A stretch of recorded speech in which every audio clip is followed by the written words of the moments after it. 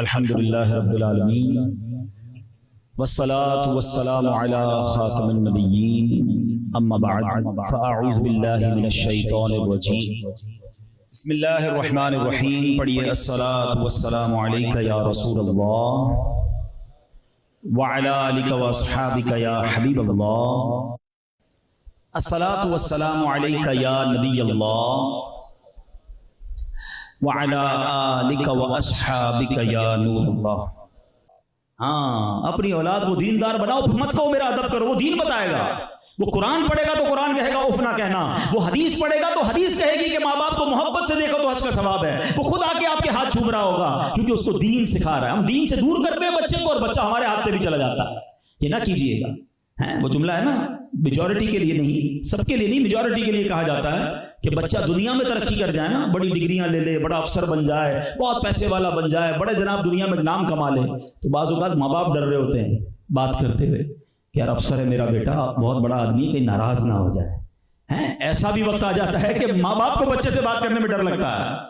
اور اب یقین کرو کسی کا بیٹا مفتی بن جائے نا، صحیح عالم بن جائے، بے شک مفتی اعظم بن جائے، مبلغ اعظم بن جائے، وہ بیٹا جب ماں سے بات کرے گا، والد سے بات کرے گا، اسے ڈر لگے گا کہیں ماں باپ کو برا نہ لگ جائے۔ دس از دا ڈفرنس۔ ہاں آپ ٹھیک ہے، میں نہیں کہتا دنیاوی تعلیم نہ دیں، شریعت کے تقاضوں کے مطابق بچے کو سکھائیں دنیا داری، مگر دین سے دور نہ کرنا، کیونکہ دین میں جو ماں باپ کا ادب ہے نا، جو پریورٹی ماں باپ کو دی گئی ہے، ہم وہ دین پڑھاتے ہی نہیں ہیں، بعد میں خود ہی پریشان ہو رہے ہوتے ہیں۔ تو ماں کہتی جاؤ، قیامت کے دن ملیں گے۔ ایسی ماں تھی غوث پاک کی، پیسے بھی دیے، ایک ہی چیز سکھائی، ایک ہی نصیحت، بیٹا سچ بولنا، ہر حال میں سچ بولنا۔ 40 دینار بھی دے دیے، راستے میں ڈاکو آ گئے، اٹیک، سارے قافلے والوں سے پیسے چھین لیے۔ ان کے پاس 18 سال کے تھے، 17-18 سال کا نوجوان۔ ڈاکوؤں کا ایک کارکن آیا، کہتا پیسے ہیں کہاں ہیں؟ کہاں ہیں؟ کہ کپڑے میں چھپائے۔ کتنے ہیں؟ کہ 40 دینار۔ ہنسنے لگا، کہتا کیسا لڑکا ہے، اپنے سارے پیسے بھی بتا رہا ہے، کدھر چھپائیں یہ بھی بتا رہا ہے، لوگ تو ہم سے پیسے چھپاتے ہیں، خود ہی بتا رہا ہے۔ وہ گیا سردار کو لے کر آیا، ایک عجیب سا لڑکا ہے، کہتا ہے پیسے بھی ہیں، کدھر ہے یہ بھی بتا رہا ہے۔ سردار صاحب آ گئے، کدھر ہیں پیسے؟ کا ادھر۔ کتنے ہیں؟ 40 دینار۔ کیوں بتا رہے ہو؟ لوگ تو چھپاتے ہیں ہم سے پیسے۔ کہ بات یہ سفر کو چلا تھا تو ماں نے کہا تھا ہر حال میں سچ بولنا۔ میں اپنی ماں سے کیا ہوا وعدہ نہیں توڑ سکتا، پیسے چاہیے تو لے لو۔ آئے ہائے ہائے، اب میری بات ذرا اللہ کرے آپ پک کر جائیں جو میں کہنا چاہ رہا ہوں۔ غوث پاک نے کوئی بیان کیا تھا، کوئی تبلیغ کی تھی؟ نو، غوث پاک نے یہ بھی نہیں کہا ڈاکہ ڈکیتی چھوڑ دو، مت لوٹو مجھے، اللہ سے خوف کرو، نو نتھنگ۔ سچ بولا، مگر وہ الفاظ چونکہ سچے الفاظ تھے نا، وہ ایسے نکلے زبان سے کہ ڈاکوؤں کو سردار رونے لگ گیا۔ اس کے چیلے کہتے ہیں کیا ہو گیا سردار صاحب، کیوں رو رہے ہو؟ کہتا ہے یہ نوجوان اپنی ماں سے کیا ہوا ایک وعدہ نہیں پامال کر رہا، میں اللہ کے کیے ہوئے کتنے وعدے روز پامال کر رہا ہوں، لوگوں کی ڈکیتیاں کرتا ہوں، ان کے مال چھین لیتا ہوں، میرا بنے گا کیا؟ وہ رونے لگ گیا۔ توبہ کی، سارے قافلے والوں کا مال لوٹایا اور عزت کے ساتھ سب کو روانہ کر دیا۔ اس واقعے سے کیا سیکھنے کو ملا؟ زبان سچی ہونا، دل پیور ہو، پھر الفاظ دل میں اترتے ہیں۔ ہاں، پھر تبلیغ کی بھی ضرورت نہیں ہوتی ہے، بندے کے چہرے کو دیکھ کر لوگ بدل رہے ہوتے ہیں۔ ہاں، اولیاء کرام کی سیرت میں لوگ چہرہ دیکھ کے توبہ کر لیتے ہیں، خود نبی پاک کی سیرت میں ملتا ہے۔ کفار آتے تھے چہرہ مصطفیٰ دیکھتے کہتے کسی جھوٹے کا چہرہ نہیں ہو سکتا، جو کہتے سچی کہتے، کلمہ پڑھ کے مسلمان ہو جاتے، وہ چہرہ ہی بتاتا تھا۔ ہاں، یہ بھی میں آپ کو بتاؤں، سچ ہے نا، سچے کے چہرے پہ نور ہوتا ہے۔ ہاں، اس کا چہرہ دیکھ کے آپ کو اس کی بات ماننے کا جی چاہے گا۔ یہ سچ کی ایک برکت لکھی ہے کتابوں میں، جو جھوٹا ہوگا نا اس کے چہرے کا نور بھی چھن جاتا ہے، اور مضطرب، بے قرار، بڑا بےقل ہوتا ہے وہ جھوٹا۔ مگر غوث پاک کی زبان سے ایک جملہ نکلا۔ اچھا، اس کی میں آپ کو آج کی مثال دیتا ہوں، وہ تو چلیں اس زمانے کی مثال تھی نا۔ غوث پاک کا فیضان ہے ایک شخصیت کے پاس، کروڑوں لوگوں کو جس نے غوث پاک کے دامن سے وابستہ کیا نا، لاکھوں لوگوں کو، وہ میرے پیر و مرشد امیر اہل سنت ہے۔ میں آپ کو ایک مثال دیتا ہوں، یہ مبلغین کے لیے بھی مدنی پھول ہے۔ ہم بعض اوقات کہتے ہیں یار بیان کرتا ہوں کوئی بدلتا نہیں ہے، درس دیتا ہوں کوئی سنتا نہیں ہے، بچوں کو سمجھاتا ہوں بچے نہیں مانتے۔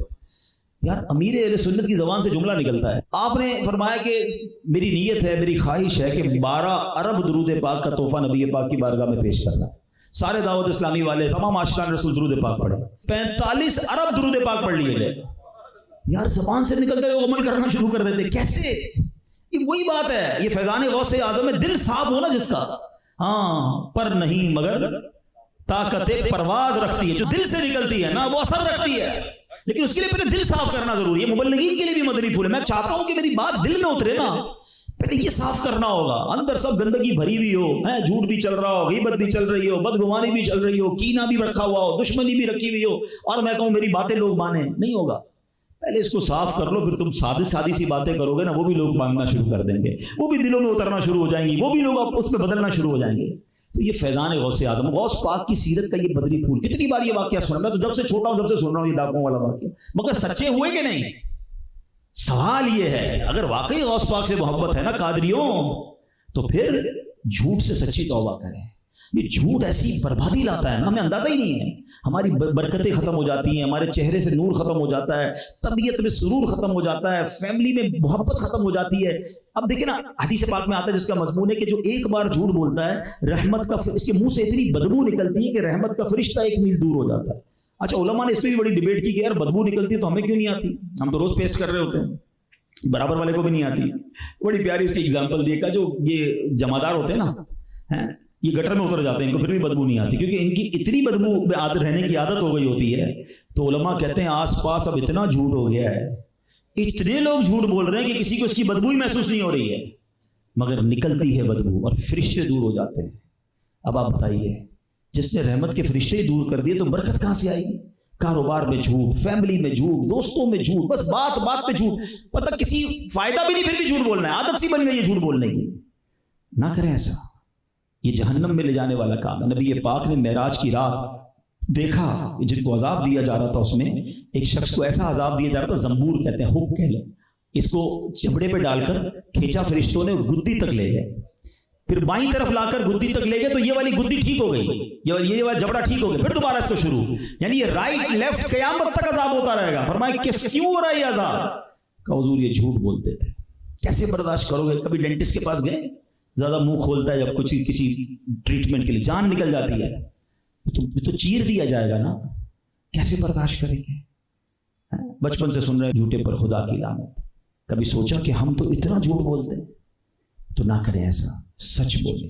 ہم سچے آقا کے امتی ہیں. میرے آقا تو وہ ہیں کہ 40 سال کی عمر میں بھی اعلان نبوت نہیں کیا تھا.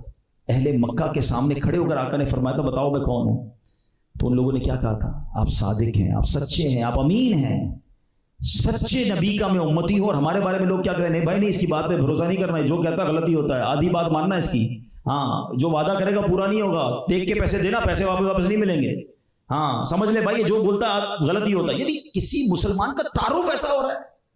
آپ سوچیں میرے بارے میں کوئی ایسی بات کرے گا کہ یار اس سے بات کرنے میں خیال کرنا, یعنی ہمارے بارے میں تو لوگ کہیں کہ امتی ایسا سچا ہے تو اس کے نبی کیسے سچے ہوں گے, امتی کے اخلاق ایسے تو اس کے نبی کے اخلاق کیسے ہوں گے.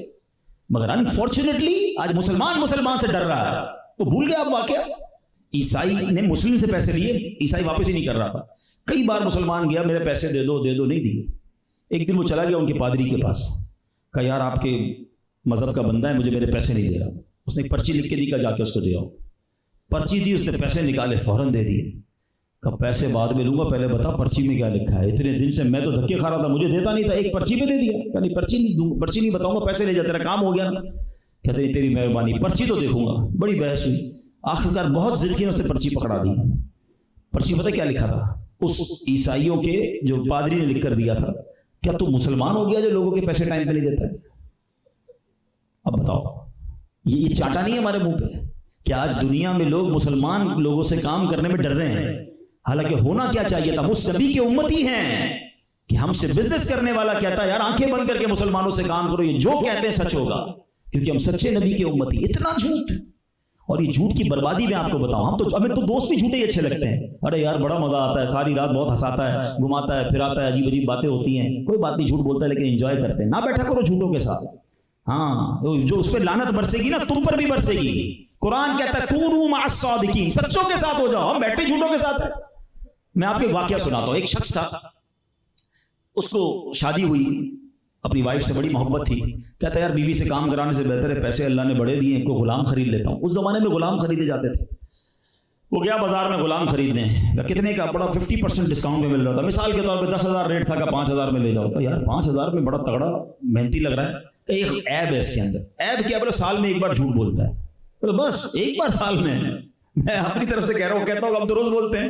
کوئی بات نہیں, سال میں ایک جھوٹ چلے گا, دے دو بھائی. لے لیا, اس لے لیا. پورا سال خدمت کی اس نے، کھانا وانا یہ وہ صفائی، بولا یار کمال کا بندہ، وہ بھول بھی گیا کہ ایک سال میں ایک بار جھوٹ بولتا ہے، پورا سال نکل گیا، اس کا ہو گیا سال پورا، اس کا ٹائم آ گیا، وہ ظالم نے پتہ کیا اس کی بیوی کے پاس گیا،